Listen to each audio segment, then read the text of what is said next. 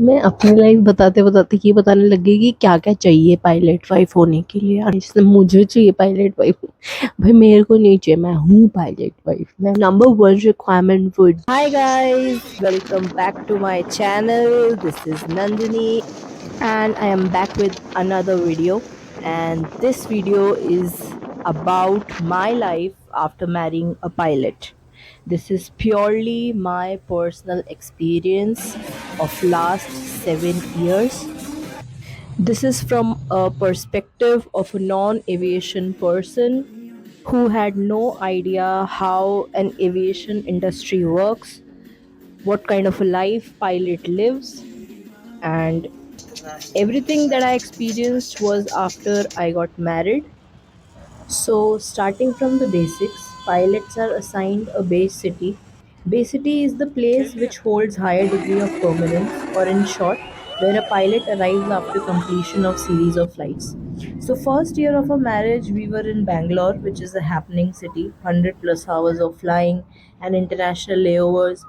And then we shifted to Jaipur, which has 50 to 60 hours of flying on an average and lesser international layovers.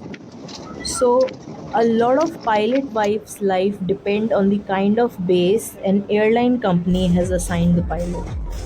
So I have seen three different phases of flying. First was before Corona in 2019, then during Corona when flying was less and with much restrictions, and then after Corona when traveling started with full swing. So monthly schedule of a pilot is given via a roster. These include day return flights, layover flights in which 1 or 2 day of stay is there outside your base city, and standby flights wherein the pilot needs to be prepared for the flight in case the company pulls him off, and if he or she doesn't get pulled, then it's an off day. So, in short, pilots have no routine, no fixed sleep cycles, no fixed eating routine. Reporting time differs every day.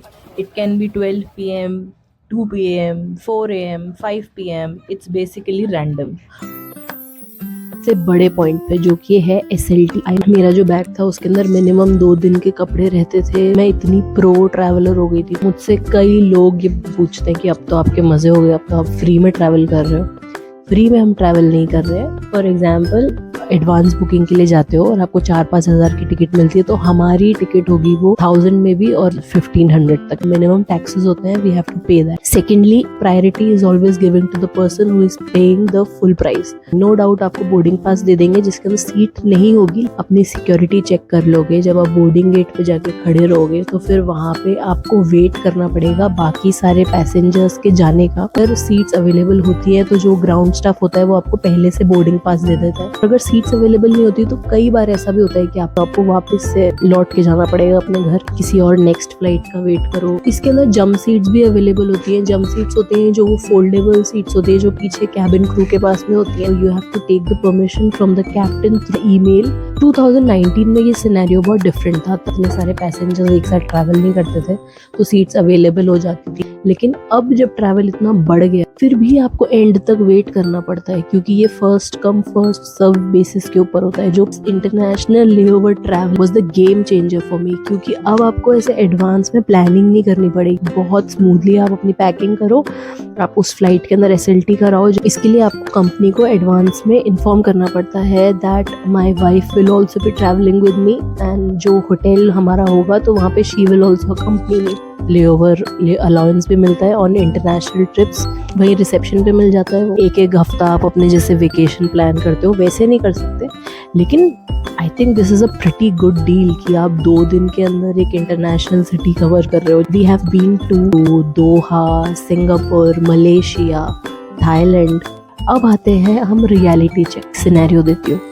2 लोग हैं शादी में। एक तो है who is on a flight whose phone is switch off. एक है जो वर्किंग है या चाहे नॉन वर्किंग है लेकिन वो उसी सिटी में है जहाँ पे घर है। कोई भी इमरजेंसी होती है, thousands of things are there if you are managing a home, if you are managing kids. Now who will be the sole responsible person of these problems? जिसका फोन अवेलेबल है, जो फ्लाई नहीं कर रहे हैं। मेरी फ्रेंड्स हैं, they are also pilot wifes, और हम सब लोग इस बारे में डिस्कस कर रहे थे कि how slowly and slowly we are becoming the single parent, कि एक पायलट वाइफ होने के लिए एक डिफरेंट ही टाइप की पर्सनैलिटी चाहिए आपको। You should be content with yourself because you will be alone a lot of time of your life.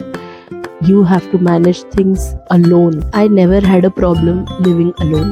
मेरी जो वो पर्सनैलिटी का एक पार्ट था काम आएगा मुझे, मैंने ये कभी नहीं सोचा था। अकेले इवेंट्स के अंदर जाना, अकेले पार्टिसिपेट करना बच्चों के स्कूल में, अकेले प्लम्बर को बुला रहे हैं, इलेक्ट्रिशियन को बुला रहे हैं, घर के काम है, दिवाली आ गई, लाइट्स लगवानी है। वहीं पे अगर आपका बच्चा छोटा है, आपकी खुद की नींद पूरी नहीं हो रही, लेकिन आपको फिर भी अकेले सब कुछ मैनेज करना पड़ रहा है, वो बहुत डिफिकल्ट फेज होता है। जीने के हैं 4 दिन, वो वाला तो वो ट्रैवल वाला एक्सपेक्ट था। फिर उसके बाद में आती है ये वाली लाइफ जिसके अंदर सिर्फ मजे नहीं है, जिसके अंदर आपको काम करना है, आपको अकेले करना है, अपने हस्बैंड के साथ में उस लॉन्ग डिस्टेंस मैरिज को भी संभाल के रखना है। वहाँ पे भी आपका कम्युनिकेशन लेवल अच्छा होना चाहिए। फाइनेंशियली नो डाउट एक डिसेंट सैलरी होती है पायलट की, अलाउंसेस मिलता है इसके अंदर, ट्रैवल बेनिफिट्स भी मिल जाते हैं इसके अंदर। और अगर आप वर्किंग नहीं भी हो तो भी आप की लाइफ मैनेजेबल होती है। टाइप के पर्सन है जो इंडिपेंडेंट है, जिसको किसी का इंटरफेरेंस पसंद नहीं है, जिसको रेस्ट्रिक्शंस पसंद नहीं है, जिसको मी टाइम पसंद है, जो चीज़ें अपने हिसाब से करना चाहता है, सब कुछ आपके कंट्रोल में है इसके अंदर। तो फिर ये बेस्ट ऑफ बोथ वर्ल्ड्स है।